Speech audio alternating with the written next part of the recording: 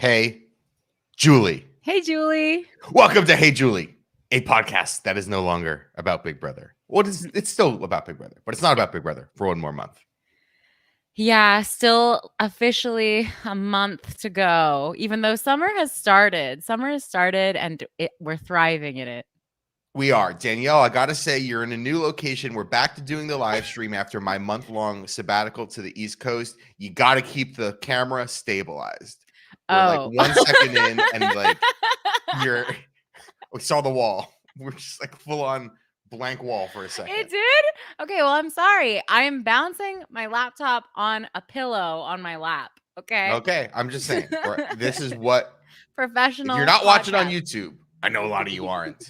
This is what you can get.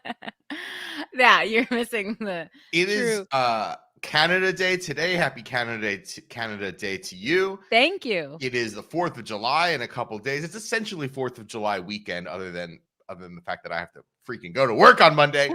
Yeah. So it's a big holiday weekend here. Usually Big Brother is on. Usually the house guests are barbecuing. I know. I still find it very I still can't get this image out of my head on like BB2 or BB3. They're like, hey, Sheryl Crow's here. Happy 4th. And she played like Soak Up the Sun in the backyard. Oh my gosh. That's a great wow. Why isn't Sheryl Crow releasing any new music? I mean, she doesn't need to. Her. Yeah, that's she doesn't need to. I also wouldn't be surprised with her headwear if she were like, hey, man, the woke mind virus is going to get you all. Oh, you think she's like that and that's the way it is? She wears a hat. She wears a cowboy hat. That's true. That's true. Sheryl Crow going on Instagram Live, shooting cans of Bud Light. Oh, yeah, maybe. Maybe. I don't know. Didn't mean to get into that. Anyway. How can you not when it's our 4th of July episode? It's hard to avoid. What are the common delicacies and traditions on Canada Day? Canada Day, it's very similar to USA Day. The difference, I would say, is that every year Canadians do try to cancel Canada Day and are often actually somewhat successful.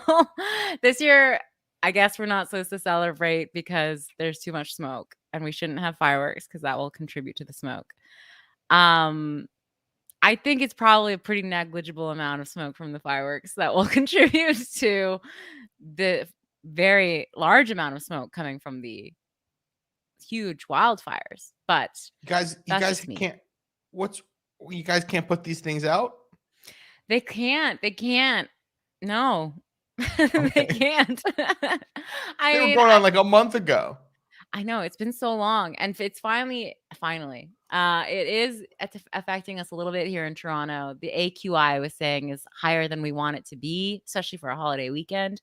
But it's funny, sad how quickly we acclimate. I was like, oh, it's only AQI 6. I'm gonna go sit on the roof. Like, so AQI 6 is pretty bad, I think.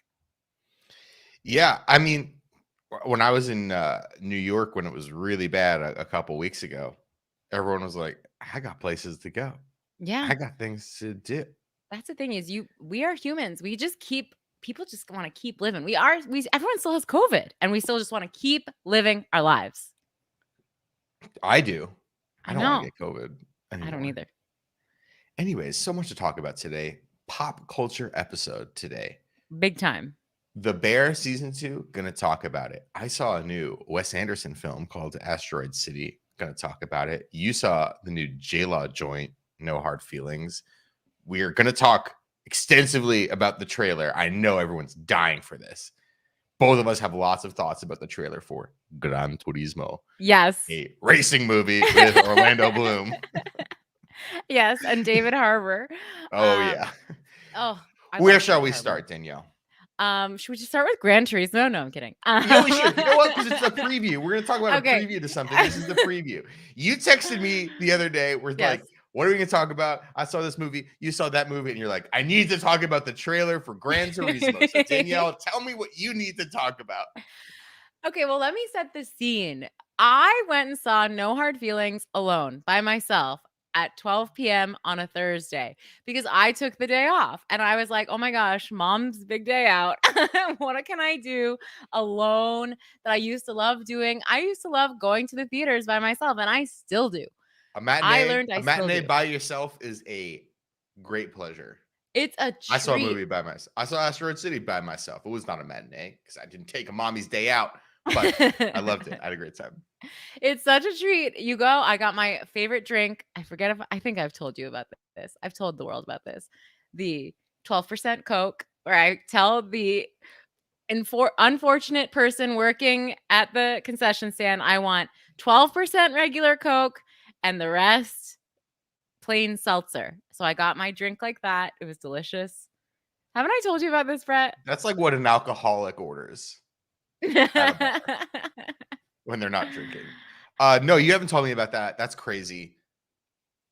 I'm so sorry. Okay, so that's what I got to drink. You don't such tip a at the complicated concession order? stand? For such a complicated No, order. they have no way of doing that. Do you actually say 12%? No, I actually make it easy on them and I say 10%. 10%. Okay. I think Go that's by the easier. metric system here. I will say every time I order this, people are very nice. I would do it myself. I wish we still had the self-serve soda fountains, but we don't. I was going to say Canada's movie behind. theaters in America have moved towards self-serve. I wish we had that. Wait, quick pause. My GarageBand Yeah. stopped recording. Should I? Okay. What can I do? Well, you know I don't know why I did that. StreamYard is still recording, so hopefully that doesn't break down. Okay. We'll see if this podcast is any good. All right, so I tucked into my little seat and I was served this trailer. And admittedly, I haven't been to the movies in a long time, but I was like, wow, is this what the movies are now? So I was like, they had to have gotten a 14-year-old boy to be the consultant on this film. Much like how you were a consultant on Dungeons and Dragons because of your Dungeons and Dragons. I was an unpaid consultant on Dungeons and Dragons. I think they had to have unless you consider I was paid in an everything bagel. Which I was. Oh, yes, exactly. And maybe that's what they did for this movie. But so Gran Turismo, it just hit everything that a 14-year-old boy would want in a movie. And for some reason, that also appealed to me, 34-year-old, not teenage boy mother. Okay, let me break it down. Gran Turismo is a video game? It is a video game. Okay, but it's also a racing event. But it is a real racing event too, right? I am not familiar with any sort of real life application of Gran Turismo. They're like, this is based on a true story. And I'm like, yes, I believe you. Because I only know this as a very like realistic driving simulator. And I remember when I got like the PS1 or the PS2, it like came with Gran Turismo. And I was like, and the game kind of sucked because it had like very realistic driving physics in that like you had to slow down. You had to like step on the brake, which was stupid. Like, wow. I'm a boy. You should brake. You should brake when you're racing. Well, basically the plot. Let me get into the plot. There's this kid. He's down on his luck kid. And this movie features one of my favorite things, which is snobs versus slobs. But anyway, there's this down on his luck kid who, doesn't have the money to ride in a Ferrari or a Lambo, but he dreams of it. And he is so good at playing video games. Like, this kid is so fucking good at video games, okay? And he's like, Dad, Mom, like, this is the way I'm gonna live my life. This is how I'm gonna make a living. And they're like, no, you need to be a bricklayer or like something realistic. Yeah, his like, dad is Jimon Hansu, and he's like, you have to be like me, son. Yeah, exactly. And we don't play video games. Video games don't make money. But of course, it's like, Gen Z in the audience is like, boo, you parents don't know anything. Yes, we can make money from doing this. Anyway, so the kid is so good at playing his car racing video games that Orlando Bloom, who I guess is like a real race car driving owner, like manager, I don't know. He's like unconventional. He's gonna change the way things are done. He's like, I'm gonna put together a ragtag team of teenage boys who are really good at doing this in the video games, and they're gonna be so fucking good that we're gonna give them the keys to the Lambo, and they're gonna win the Gran Turismo race, which is based on a true story. Based on a true story is the true story that there are car races. Like, yes, agreed. That's true. Anyway, then David Harbour shows up and he's the driver coach And he's like, these kids don't understand. You lose in a game, you restart. You lose in real life, you could die. The kids, because like and they show this training. They have to do a training montage with the kids where they're like running in the heat and doing push-ups. And all the time I'm like, I really actually don't think they need to do that. To drive a car? Do you actually need to take a run? No, I've seen this trailer so many times now, including I saw this trailer last night. I saw this trailer 2 times this week because I've been to the theater. I went to the movies on Thursday night and Friday night, and I saw and I want to talk about a variation of the Gran Turismo trailer because I've seen both variations this week. I've seen both variations multiple times. They're advertising the hell out of this movie. First of all, I know I don't watch motorsports. Me neither. They are certainly not playing football or sprinting or doing anything that you would consider a traditional sport movement, Right. To require like athletic prowess. They are athletes though, in that it is incredibly physically demanding because like you are sitting in a car that's like 100 degrees for 4 hours, and like you have to turn, like when you make a right turn going 9 miles an hour at a stoplight or whatever, like that's not very physically taxing. The cars are designed like for you to drive your minivan and like it's fine. Right. But when it's like the whole design of the car is like it's supposed to be going 200 miles an hour the entire time, like there is a lot of like physical torque in doing it, and like this is incredibly stupid. But I went like go-kart racing a few months ago, and you have the go-karts, and I'm incredibly competitive at stupid things like this, so I'm like trying to win. I'm trying to beat like 9-year-olds who are there, and I'm like twisted and like jamming it and doing the brake and like trying to come in turns and stuff, and it's like a 10-15 minute wait. By the end of the race, I was like, I could feel, maybe it's because I'm like incredibly out of shape, but I could feel my torso just like, a little bit tight because I'm like, like cranking the wheel. The torque. Yeah. So they're not like, there's never going to be an Olympics for like how fast you can drive a car. Like in the way the Olympics are like, how fast can you run 100 meters? How fast can you swim? Right? How good can you play ping pong? How far can things you that we do at the Olympics? Yeah. Sorry. Yeah, exactly. So they're not going to do that, but these people are athletes. I'm sorry. That was a stupid side. I need to talk about the second trailer for this movie because I think it gets to because you're right. There is this sort of like, I'm Gen Z. I can play video games and be famous. Parents don't understand. Parents don't understand. The amazing thing about this trailer, and they show this trailer every movie. You go see 80 for Brady, they're giving you Gran Turismo trailer. They want you to see this movie. There is a alternate version of the trailer that opens with Orlando Bloom, David Harbour, and the young man who plays the lead. Yeah. And they are staring at the camera as themselves. They have different haircuts and facial hair. And they're like, hey, it's me, David Harbour from Stranger Things, and Orlando Bloom from the Pirates movies. Please, for the love of God, see this movie.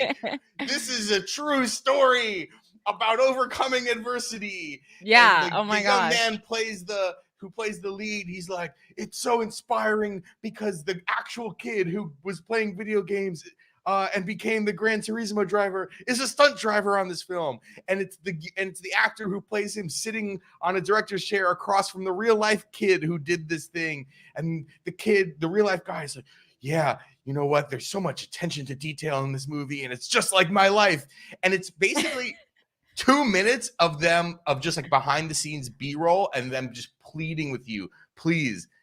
See this movie. Wow. It's based on a real story. And then they show the trailer. And it seems to me like it's trying to combat some sort of attention span deficit thing, or like really hammer home the true story nature, like really hammer home the human interest of this, of like, please understand this story. Please identify with these people at Right. all. Right. And then they should to get people to pay attention to the trailer. Other things. Yes. Directed by Neil Blomkamp of Right. District Of 9. Chappie. Oh, Of go ahead. Chappie. Of Chappie. I'm telling you, every part of this trailer, I was like, you got me. You got me. You got me. I'm not dropping like 18 American dollars to see this movie. No. But something about it, it's coming out like August 20th or whatever. Happy birthday to us. Yeah. And something about it was like, this is a very perfectly adequate, like late summer Yes. movie. It's going to be hot outside. I want to go into the theater at 2 p.m., eat some candy, be cooled off by the air conditioner, and watch cars go fast. Vroom vroom, bitch. Like I don't know. That's what they should have called this movie. I'm probably never gonna watch this movie, but it doesn't look terrible, and there is something sort of. It looks like a regular classic summer action racing movie. It's one of those movies that that I don't know if this still happens, but like would play. Yet, like on TV, commercial breaks cut in on TNT. TBS or TNT, sure, and like we know drama. Through repetition, you just start. I don't even know if you like it or not, but you do start enjoying the movie, and it's like the chance to see one of those films in the theaters and not a Marvel piece of shit. I think is a charming proposition, and like I saw this trailer last night for Blue Beetle, which I thought was I posted this in our Discord a few months ago, and it was like someone had posted like this grid of like every big franchise movie coming out in 2023, and the Blue Beetle one, I was like, this is a joke. You guys are trying to trick me with one of these because I've not seen this logo before. I'm not aware of it. It's a superhero. He exists, and he's called Blue Beetle. Who he's plays a giant the Blue Beetle? Who plays some kid that you've never heard of? Interesting. And just watching the trailer, like the Flash movie we talked about last week, bombed. People know who the Flash is. Batman was in the Flash. They're like, Flash? More like the Batman featuring the Flash. Please see this movie. And no one did. Blue Beetle? No one's going to see this movie. And it just looked like the final conclusion of like, we're done with this. Yeah. This is over. This doesn't look real. It looks like a student film and it looks fake. It looks like a fake trailer. And I had to look it up. This is the end of superhero movies. Like they're going to continue coming out, but this is the conclusion, and we can kind of move on to whatever the next thing is. I say RIP, but I mean rest in piss, because I don't like those movies. And this brings me to my review of a film I did enjoy. A film. Gran Turismo. Yeah, I wish. Not yet. A film I saw in theaters. The film that came after Gran Turismo. No Hard Feelings, starring J-Law. Okay, so has everyone seen? I'm guessing everyone knows the plot of this movie, which is that J-Law is a local in Montauk who she owns her house, but the only way that she can survive is she's an Uber driver in the summer, and that's where she makes enough money to like last her the rest of the year. She's an Uber driver. I want to understand the economics of this, but we're gonna have to move on. We're gonna have to move on. She owns her house. I'm just outright. bumping against the economics right now. That's all I'm saying. Well, she's a very there's some good comedy about it. She's a local in Montauk, and she hates all of the rich people who are like buying up all of the land and like whatever. She loses her car because I don't know, it's not paid off, and she loses. You saw the movie? How do you not know? I don't understand car stuff. I don't understand. You don't have a car, yeah, this is true. So I don't get it. I visited Dani this month. No car in sight. No car. We have a parking spot. We could rent it out because we don't have a car. Ooh. So she needs a car. So then she comes across Craigslist, and there's no other way for her to make money. She's like, she's a 30-something gal who doesn't have direction in life. All she had was that car and her house that her mom left to her, which is fully paid off. Anyway, on a very expensive piece of land in Montauk. Anyway, so there's this Craigslist ad of these rich people in Montauk who say, we will give you this car in perfect condition if you date, in quotation marks, our son. And so obviously it's implied she has to go but get the son out of his shell, right?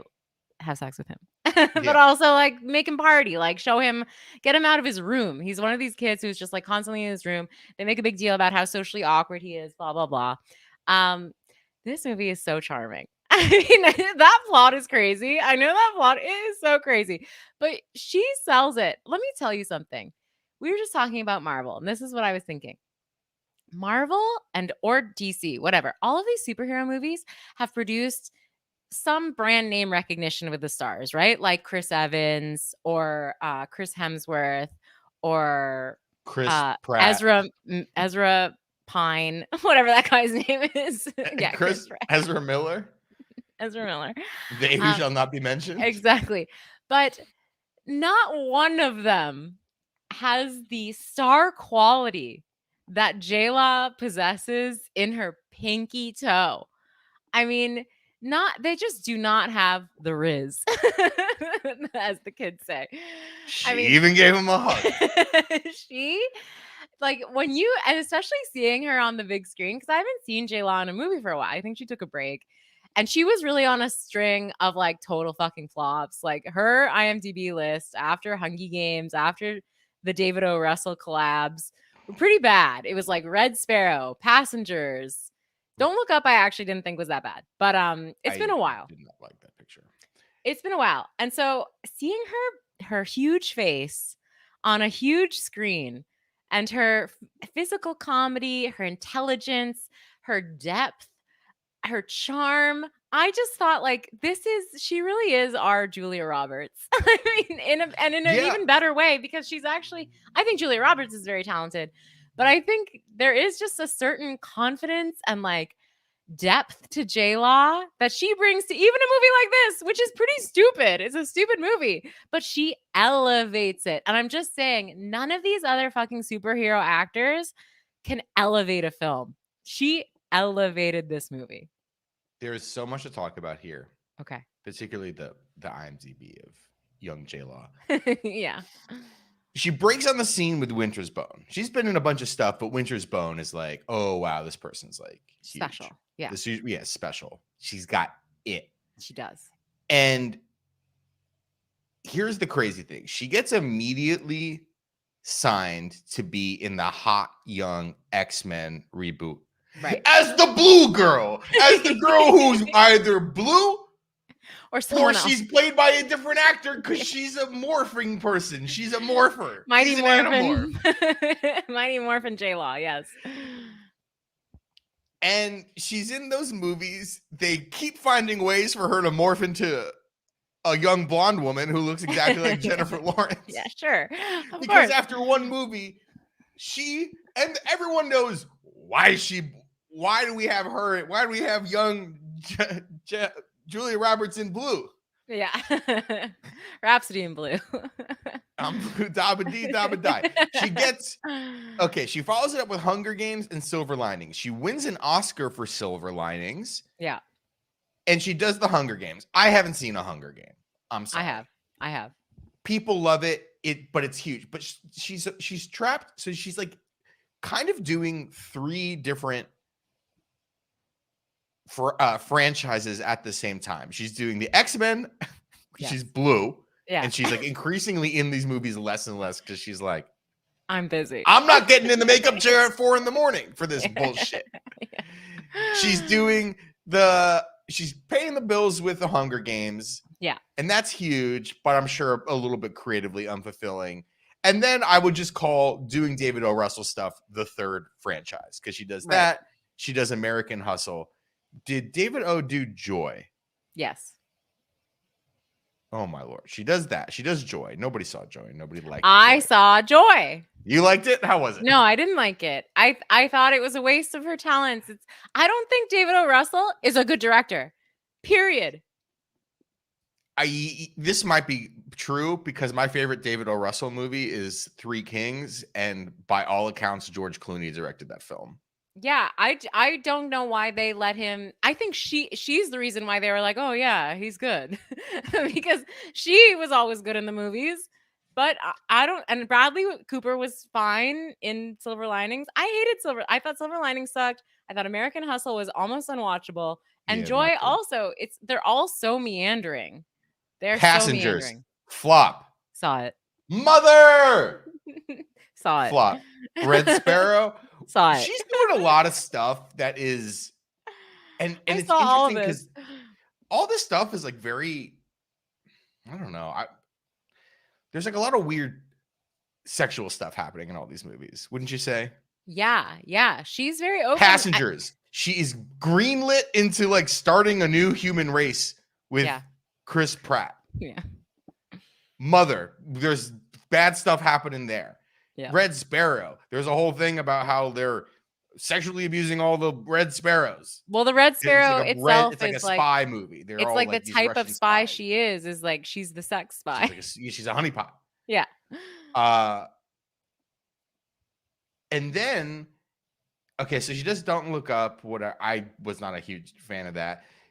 She does Causeway this year, which is an Apple TV thing that no one on earth has seen other than the people who nominated Brian Tyree Henry for an Oscar for this film. He's a great actor. I'm not saying anything about it. Just no one's seen this movie. No. And then I think this is interesting because like she's doing another sex thing. This is like a sex comedy, an R-rated sex comedy, but she's flipping it. She's flipping the script. She has the power, but it also feels to me like a career reset. Like, yes, hard reset. Hard reset.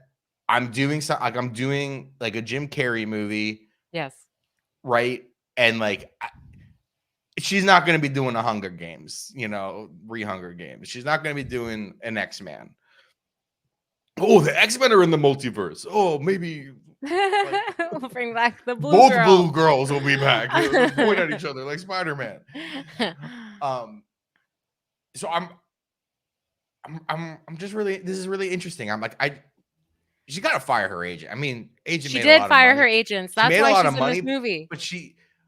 And we talked about with Tom Holland too. Like Tom Holland is in a bunch of like really stupid movies.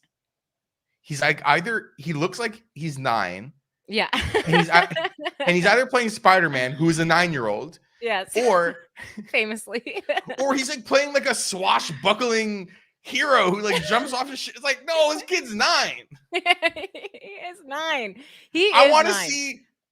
Yeah, I want to see Harrison Ford. He's doing like Harrison Ford movies. Call Daniel Day-Lewis because he's 9. Okay. What? Oh my gosh. That is a great. That's why people listen to this podcast. That is a reference of the day today.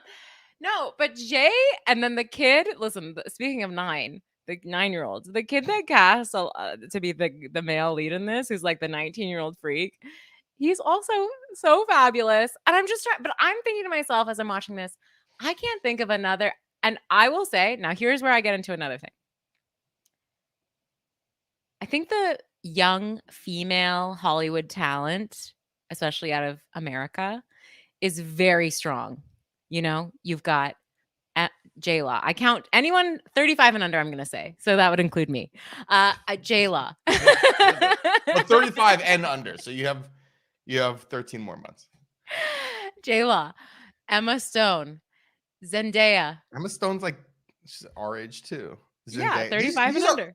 These are old. No, they're not. These are old. They're playing. If they can play mothers, then I don't know if they're young. J-Law was playing a mother when she was like 22. Hollywood is different. She was in Mother. Yeah, she was Mother. So what are you talking about? Hollywood is different for women. Zendaya, Sydney Sweeney, Jenna Ortega. Like, there are just a lot of very talented, interesting. Aubrey Plaza. I think she's actually older, but she's like 40. There's all this great talent. Gorgeous 40. And then when you think about the male actors, I'm just like, I'm very Tom Holland. Yeah. Like Tom Holland. He's not even. How old is Austin Butler? He's either 19 or he's 53. I don't know. Austin is good, but we need to see more range from Austin. Like Timmy Chalamet. Yeah, I'm not. I mean, he's good and stuff, but like, I'm not He's in the good. Chalamet I'm not cult. saying these people aren't talented, but I'm just saying they don't have what like J-Law, Emma Stone, Zendaya, whoever else. There are a lot of young female actresses, I think, who are very special. And I just don't think there are as many special boys. I think. Is there more to say about this? Because I have a good transition. I guess I don't want to get in the way of a good transition, but I in case it isn't clear, I really think J-Law is absolutely fabulous. She's so good in the movie. The movie's very fun. It is not. Actually, I don't have a good transition. So I'm almost done. It's not like a great film. It's a fun movie. And when did it become a crime to have fun at the movies? I don't know. They're All trying. right. They're trying to take it away. They're Now trying to I'm take it done. away. If it's a crime, lock me up and throw away the key. I'm done. I liked it. See it or rent it, you know. I'm gonna make a different transition because I want to save the bear for last. I had a bear transition. I want to save the bear for last because I'm gonna Okay. deep on the bear. I saw a picture this week. You saw, this is the transition. You saw a movie that was good. Yes. I did not. Uh-oh. I saw Asteroid City by Wes Anderson. TikTok famous Wes Anderson. Yeah, the guy from the aesthetic. From the memes, yeah. This movie's getting okay reviews, 60-ish on Rotten Tomatoes. I was hanging out with a friend last night who saw it and really liked it. This is just me talking, little old Brady. And I'm a Wes Anderson defender. This movie was awful. I need to rewatch Darjeeling Limited so I know where to place this movie on the list of bad Wes Anderson movies, because I'm not sure if it's his worst or his second worst, because I really dislike Darjeeling Limited so much that I considered it the worst. The stupid French Dispatch movie, which I was not a huge fan of because it's not a movie, is way better than this. This movie's awful. What's the plot? I don't even know. They're on it's not even a road trip. Jason Schwartzman and his children are in this town that the only thing to do in the town is there's a giant crater there from many millennia ago. Okay. And there's a science fair going on. The son is like won some sort of science competition, and they're doing some sort of like science competition fair thing it's like some sort of space fair at the crater. The children's mother just died. Pick your karaoke of like Wes Anderson tropes. The kid's mother just died. It's like an older son and these three young daughters. Tom Hanks plays the grandfather. Scarlett Johansson is there who plays a famous actress with her daughter who's in the science fair. There's like 5 main kids in the science fair. Liev Schreiber plays one of the fathers of the science fair kids. Hope Davis plays the mother of one of the other science fair kids. Tilda Swinton is like a scientist there. Jeffrey Wright is a army general who's there. And they're all kind of, I'm not going to go into the details, but they're all there for like a week in this little town that just has like a hotel and a diner and a crater, and that's it. Okay. As Wes Anderson has been doing, there is a framing device that exists that like frames what you're seeing as something else. The movie, the same way that Grand Budapest Hotel, it's the girl reading the book at the cemetery of what's happening in Grand Budapest Hotel. In Royal Tenenbaums, it's the book of the Royal Tenenbaums that Alec Baldwin is narrating. So this is a pretty common framing device for Wes Anderson's films. So there's a framing device in this one where it's like they keep reminding you that what you're seeing is actually not happening, never happened in real life. It's actually a dramatic story that was written by a playwright a number of years before, and you're watching actors playing out the story, and you're cutting back and forth between a completely different set of staged circumstances where the actors are meeting the playwright, and Bryan Cranston's narrating it. Ed Norton is there. None of the characters have anything to do. They're all monotone in the very Wes Anderson way that they are. And the framing device, the characters are pretty tough to like attach to. And then the framing device that they keep cutting back to keeps reinforcing that these are just characters, these are actors playing these roles. There is no reason to care about what is happening at all. Not into that. I can't say I'm into that. Can there be, and maybe I'm misinterpreting it, maybe I'm a bit dense, but like, could there be some commentary there on art, performance, storytelling? Sure. It just wasn't. What is this, there Brecht? No, it was incredibly Brechtian. I will Yeah. say, if you know what I'm talking about, it's like incredibly Brechtian, his most Brechtian film yet, but not his breadiest film yet. Yeah, clearly. My man, like Royal Tenenbaums, that movie's got heart. Like everyone's freaking monotone in it, but like they're a family. But they're a family. It's got heart. It's got ups and downs in it. And this movie just had like nothing. They're just kind of, every single character is just like staring off into the fucking desert and being like, you think this is going to happen tomorrow? No. What happened to you? My mom just died. Okay. Yeah. Like, and it's just, the art direction is like beautiful, and the costumes and the cinematography and this, like the color in this film is like amazing. And the first like maybe 20 minutes I was on board for. The little girls, the 3 little girls who play Schwartzman's daughters, it's like the funniest thing in the world, like how they found these girls, and just the writing for these like 4-year-old girls is amazing. Cute. This is the best part of the movie, is these 3 little girls. But man, this movie was a complete freaking stinker, and we got to like really investigate what we're doing with Wes here, man. Like, but do you think at the end of the day, even if it was a flop, don't you think people should keep writing checks to someone like Wes Anderson? That's what I'm getting at, and that's what I'm really debating here, because otherwise we just have Blue Beetle. Yeah, that's every what I'm movie saying. is Blue Beetle. But also, he has a long career, and like you said, it's long enough where maybe, not every movie a filmmaker makes is going to be a hit. He has to get to the next level. I don't know why I'm defending him. I'm not even a big fan of him. I would just say that I would say that probably post Grand Budapest, his movies have like really veered into this really concise direction where it's like everything about it is Wes Anderson times 100, and like all just if you have a bunch of sliders and one of the sliders says emotion, one of the sliders says keeping everything in the center of the frame, all the Wes Anderson shit has just been like slid to the top, and then all of what made his earlier movies good, the balance of emotion and deadpan, it's just gone. It's just gone. And yes, absolutely.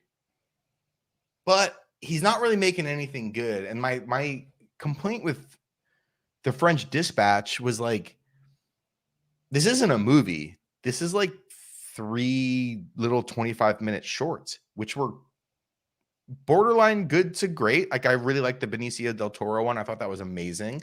The other 2 I was like less enthused about, but I thought were very entertaining to watch. I was like, why didn't Netflix just like pay my man and have him make 6 of them? Right. Trust me, I'm not a big Netflix fan. Like, oh, we know. I don't think anything they make is very good. But I'm not saying that he should not be allowed to make art, like whatever, but like I think there does need to be like consequences a little bit, and he needs to like reevaluate what he's doing, because I find increasingly that his work is like failing to connect. Yeah. And Royal Tenenbaums, I think, is like that's the peak for him, and he was maybe a little bit too unknown, was a little bit too artsy for 2003 or whenever it came out. That was his opportunity for an Oscar. And I think Grand Budapest, which I think was actually nominated for Best Picture, was like an opportunity for an Oscar. He is like an artistic filmmaker who deserves who has such a unique perspective that like he should be Right. awarded Yeah. for what he does and what he's brought to films, because now we're at a point where 20 years after Rushmore and Bottle Rocket, you're seeing people who are in their 20s and 30s becoming filmmakers now, who are like using his aesthetic and they're riffing on it. You know, he is becoming a reference point in the Yeah. way that younger filmmakers in the early 90s were using Scorsese's work as a reference point and building upon that. So I think he's very important, but like the movies just really stink now, and like he needs new collaborators, and like he needs to fucking direct something that he didn't write. I don't know if that's ever going to happen. Yeah. It was just incredibly disappointing. Did he do And Fantastic Mr. Fox? Like, did he which I write love. it? Did he write it? I imagine he did. I could look Okay. it up really quickly, but I I love was gonna say Fantastic maybe Mr. he should Fox. do another little. You know whose ears are absolutely ringing as we have this conversation? Kevin Feige, or however you pronounce his last name, who runs Marvel. He's like, yeah, they're right. Let's get him to direct our next Blue Beetle. Yeah, it was But Wes Anderson and Noah Baumbach wrote it. oh, Greta Gerwig's husband, famously. Yeah, like Wes Anderson has never been. I've never been a huge fan of his. Even Royal Tenenbaums, I'm not. Like, I've seen some of his movies. I feel enough. And I won't talk shit on them because I think they are cool. That's the thing. I think they're cool. I think it's cool that he exists as a filmmaker. I'm just not personally, it's not my cup of tea more often than not. Are we good? Yeah. Okay. I got to talk about The Bear. I know. Cup of tea, kitchens. Get it? It's tea Serving time. food. Yeah. I liked but didn't love season 1 of The Bear. How did you feel about it? Oh, I liked it. We watched it very quickly. Because it's just a very watchable show. It's only like 25. The episodes are like 25 minutes. Yeah. It's set in a kitchen, which we love. I love food. Jeremy Allen White. How did he become, like, within the first minute of the show? You're like, this guy's a hunk, even though he's not conventionally. Maybe he is. I don't know. I don't think he's conventionally attractive. As someone who's not conventionally attractive, I'm always like very angry and upset when someone who has like very Roman features like myself is like I love Roman a features. hunk. Is like Oh, a I hunk. love I'm like, them. why don't people think I'm a hunk? Maybe I got less do. of a schnoz than Jeremy. I have a schnoz. But Jeremy Allen White is like sexy He's Gene buff. Wilder. He's buff, yeah. Oh yeah, he is. Yeah. Oh my god. So that appeals to, all of us who liked the real Willy Wonka, not freaking Timmy Chalamet as Charlie Wonka. Chocolate. He's like if Gene Wilder was like in a Fast and Furious movie. Yeah, he wears those white tees. But you know what? Well, and I've only seen the first, I think, 4 episodes of season 2. What is so sexy about Carmy is that he is so respectful. Like, this But also guy. so broken. Yeah, I guess. I prefer the respectful part.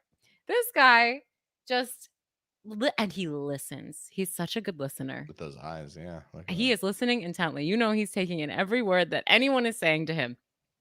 Yeah, so that's all to say. I did like season 1. I did like it. I liked it, but didn't love it. Like, I felt like people were going a little bit crazy about this show, and I'm like, the show where like people just like drop pots and pans and yell at each other. I think people were thirsty for like some more Uncut Gems energy, and so they found. And it was a little much. Yeah. Ladies and gentlemen, I love this show. Whoa. Now, whoa, the show has entered God level. Whoa, that high. God level. I'm enjoying it, but I honestly found the Christmas episode a bit too August Osage County. So you have watched it? Yeah, I watched the Christmas episode. You haven't watched it. Oh, okay. I thought you up until the start of it. We're gonna spoil the show. Sorry, is what we do here on this pod. Yeah. This is like, there's like 2 episodes that are like massive standout episodes. This Christmas episode starts, and it starts with a flashback, and we had a flashback in the previous season. What's his name? Carmy. Cousin? No, Mikey? the Barenthal, John Barenthal. If you haven't seen Mikey. the show, about a young cook who's trying to take over his brother's restaurant after the brother passes away. John Barenthal plays the brother who passes away in the Named flashback. Mikey. Mikey in the flashbacks. And there's one flashback scene the first season, and this season opens up, and it's Carmy, it's Sugar, and it's Mikey standing outside of the house on Christmas Day or Christmas Eve or whatever, and they're smoking a cigarette and talking. I'm like, oh, okay, cool. Another Barenthal flashback. I wonder what the rest of this episode will be. I thought that this was just going to be a quick cold open flashback, and then the episode is going to start, and we're just going to have a regular episode of the bear. Yeah. Did you know that like what you were in for? I don't know what I'm in for anytime I watch this show. I don't know. I don't think it usually, like, they've been going on there before this episode. 2 different secondary characters just go on like food tours, one in Chicago and one in Copenhagen. Yeah. And that's what the episodes were. So I don't ever know what I'm going to get. I guess I was assuming it was just going to be a regular episode of The Bear, as much as you could say any episode of The Bear is regular. But they're having this thing. I'm like, okay, well, they got Barenthal for a day. And he's saying some words of wisdom as the departed brother. And the flashback's going to be over. And the scene ends. And they walk inside the house. And Bob Odenkirk is there. Yeah. And John Mulaney. John Mulaney's there. Yeah. Sarah Paulson, the goddess of FX, is there. Jamie Lee Curtis. Jamie Lee Curtis is there. Yeah. Gillian Jacobs is there. And you're like, holy fucking shit. These people are all here for an episode. Yeah. And the opening credits start, and I'm like, holy shit. They brought in the big guns, and we're about to see a crazy, crazy episode because these people aren't here for a day. These people are here for like the long haul. Yeah. And this episode is an hour long. The rest of the episodes are like 25 minutes long. And it is so incredible. It is so stressful. Jamie Lee Curtis plays just like the most damaged, awful mother in the world who's constantly crying, constantly drunk, constantly blaming her I have kid. an issue And you can understand why her awful. kids. What? I have an issue. I thought with saying she's just awful. I think they did a really good job of her making her sympathetic because she says, I mean, I get she's got issues. She's not a great mom or a great, but I don't think she's like Livia Soprano level awful because she says, I make everything beautiful for everyone else. No one makes anything beautiful for me. I understand they tried and she pushes people away. But I thought they did a really good job of making her somewhat sympathetic. She's still a fucking mess, but I'm just going to say that on Team Mom. She's very toxic. Yeah, Mother. Definitely toxic. That's true. Toxic is a better word, I think. Yes. Okay. Very toxic. And everyone gets one or two banger scenes in this episode. And it is just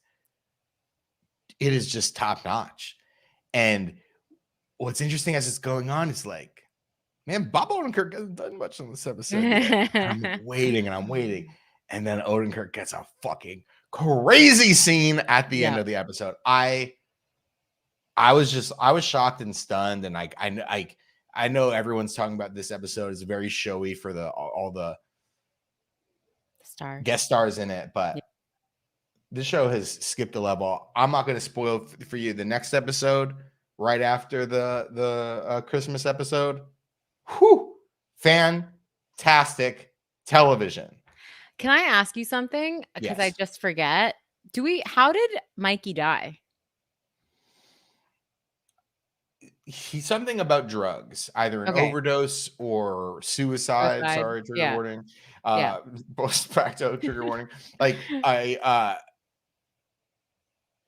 because I was realizing during that episode, I didn't remember how. Something related to like addiction and like mental health struggles. Okay. You know. Yeah. He didn't go in the sub. No, he didn't go in the sub. He definitely didn't go in the sub. The sub sandwich, because he runs the bear. I also was like, why do they call them the bear? And this is the episode where it became clear. Their last name is Berzotti. Yeah. I liked this episode.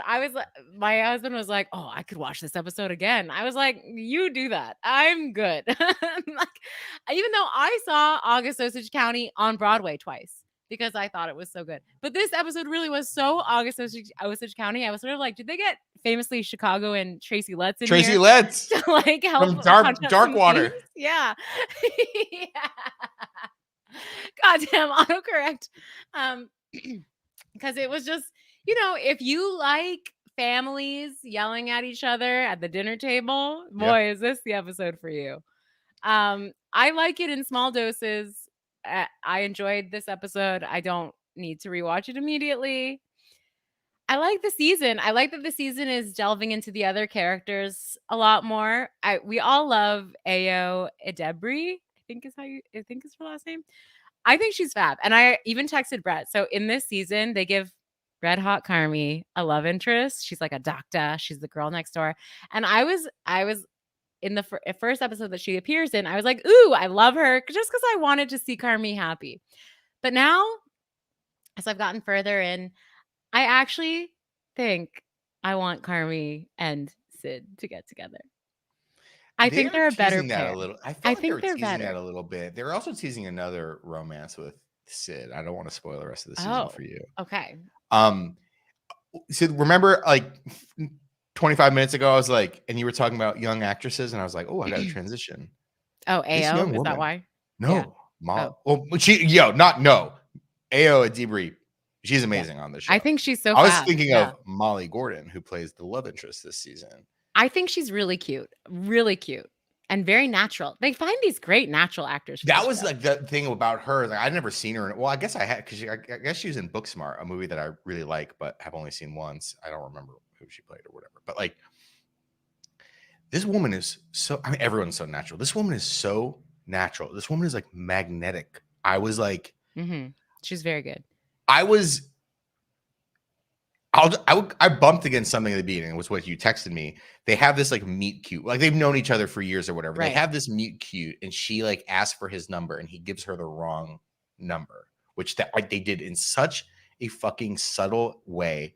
Because earlier in the episode, he's like talking to repairman at the shop. They're at the restaurant. They're trying to get something installed or fixed or whatever. And the repairman is like, "What's your phone number?" And he says his number out loud. And then later in the episode, he's saying he's something, you can tell something's off about this meet cute. He's saying his number again, and he like takes a pause, and then he says one number different. The last one. You're like, oh my God. I, as a very bitter single adult man, I bumped against the fact that this beautiful woman who is a doctor. She's a doctor. This actress is like so magnetic and warm. He gives her the wrong number, and like a couple days later, she's like, "Hey, boy, let's go on a date." Even though I know you gave me the wrong number. No one who has been jilted in such a way would want to date that person. I bumped again. I was pissed off that they get together. I was legitimately upset that they get together after this. You were up at night. I was up at night, tossing and turning. Yeah. Here's what I'll say on behalf of that character. Women, no, you have to answer for all of women. On women, you are a monolith today. Yeah, I will say on behalf of women. The only way it was acceptable is because they knew each other. She knew him. They knew each other. They were next door neighbors or something. Like they've known each other for decades, their whole lives. So that's why it was like she knows him, and this is like something that he would do. So and like she'd always had a crush on him too, or something like that. Yeah, that's the only way that you could sort of excuse me allow that. I'm just saying, in the current plus the way he looked at her when she talked. The current age, a swiping and this and that. I got no tolerance for fake numbers, for ghosting, for that stuff. Once you do that to me, you're out. And once I'm sure a man does that to a woman, she's out. But there was I know special circumstances. It's Jeremy Allen White. The way he looked at her. Hunky Gene Wilder. Oh my gosh. when she's talking. That's all women. Women want two things. They want the correct phone number and for you to look at them the way he looks at her when they're in the deli. Army can only do one of them. I will say that as the season goes on and as it concludes, I became incredibly invested in the relationship and the resolution or non-resolution of that storyline this season. That's the other thing. It's a nice tight season. Both of them are. It's like 8 episodes. Not as tight as The Idol. Had only 5 episodes. Which we'll have to talk about after tomorrow. But- I freaking I love this, and I didn't go from hate to love. I went from strong like to wow, this is actually really something special. I mean, I think the thing with that first season, and you hit it, like there's an uncut gems energy to it, and this season they turned it down a little bit, and they have definitely quieter episodes. They have episodes where one of the characters goes to Copenhagen, just like make some yogurt, stuff. You know. Oh, other unconventional hottie, by the way, is in that episode. Will Poulter. Will Poulter, yeah. So yeah, cannot recommend enough. Sorry for spoiling part of it. Questions, comments? We got some, right? We do. I've been dreading this moment because I read them from my phone, and my phone is not in this room. Well, here's the thing. I doubt we have anything. We don't have anything on Twitter because as we speak of this, it's 1 p.m. Pacific time on Saturday the 1st. Can we pretend someone asked me for my review of Hijack on Apple Plus? Sure. I just want to say that there are no Twitter questions because your boy Elon is like, you can only look at 600 tweets today. He turned it off. It's for something different than the fact that we owe Google, who does our cloud services, $1 billion. It's different than that. We swear it's not that. Don't ask about it. They must have done it this weekend because they figured everyone's out enjoying their lives because it's a long weekend. It's hilarious. Anyways, Twitter's like completely broken now. There are some Discord queues, but hey, at Fakeman123 says, what did Dani think of Hijack on Apple TV? I watched the first 2 episodes of Hijack starring Idris Elba on Apple TV Plus, and I'm gonna spoil it so everyone, and it's only the first 2 episodes, but so everyone be aware. Idris Elba of Luther, 6'2", British, built from marble. Okay, this guy looks like he can win in a fight, and he often does in his other projects. They cast him as a nerd. Like, why? This is such a weird casting choice, and he's the star of the show. The show is about this guy who gets on a flight that gets hijacked, and the twist of the show is that, okay, episode 1, they hijack it. The twist of the show is Idris goes, I'm a top corporate negotiator, and I want to help you hijack the plane. Oh. So it's like, instead of like, I guess maybe it'll twist back into actually he's doing this to help the other passengers. No, he's like, I'm a big time corporate negotiator. I use my brains. I don't have to use the fact that I'm 6'2", Idris Elba, built from marble. I'm going to sit down and talk. Like, I can't believe the miscast. I get that he doesn't always want to be Luther or like fighting crime in that way, but it's like even Harrison Ford, when he was playing the president of the United States, punches the hijackers and says, get off my plane. Like, this is not Get Off My Plane. This is The Negotiator 2.0. The Negotiator, a great film starring Samuel L. Jackson and someone else. Someone whose name I cannot remember, nor will I say on these airwaves. But that movie, should you choose to see it, is really fucking good. Yeah. Have you seen The Negotiator with Samuel L. Jackson and someone else? Who is it? Kevin Spacey? Kevin Spacey, yeah. Okay. I have not. This movie is, if you want to watch an amazing Saturday afternoon action thriller that TNT plays with commercials, I have a movie for you. Yeah. It is called The Negotiator. The Negotiator. Samuel L. Jackson is the best cop negotiator, terrorist negotiator in Chicago. He gets framed for a crime because his partner dies. And he knows he's innocent. So he takes the police building hostage. And he says, the police, like the second in line police negotiator calls and is like, hey, Samuel L. Jackson, you got to come down from that. And Samuel L. Jackson says, I'm only going to talk to one other negotiator. You have to get him. He's like the best negotiator in like Peoria or whatever, Yeah. or like Milwaukee, and his name is Yeah. Kevin Spacey. And they have to fly Kevin Spacey in because he's the only negotiator that Wow. Samuel L. Jackson will talk to. And it's the two best police negotiators in the world negotiating with each other. Paul Oh. Giamatti's in it. Oh. Other people are in it. It's really good. Okay. I mean, I'll put it on the legit. list. It's awesome. It sounds like exactly the type of movie I would like to see, except I don't like what they're doing on Hijack. So I'm just going to say another flop for Apple TV Plus. The only good show on Apple TV Plus is Platonic, which we love. No, it's Severance. We like Severance here. Was it too weird for you? Yeah, it was. Too nerdy for you. Yeah. Pisky asks, Dr. Pepper, thoughts? The doctor on Love Marriage at First Sight or the drink? I'm going to answer as if it's the drink. Okay. Yes. It's The got drink? 23 herbs and spices. No. I don't like I don't drink Dr. Pepper. I'm trying to drink Kombucha more. That's not working out for you. Diet Coke is top tier for me. S level soda. How do you feel about the fact that aspartame is going to cause cancer for you more now? Oh, I have the fucking receipts, girl. Don't worry about it. I would say Dr. Pepper is either S tier or just below it in A tier. It is probably my second favorite soda after Diet Coke. Okay. Aspartame. We're good. We are good. How so? Pray tell. So there's a carcinogen ranking.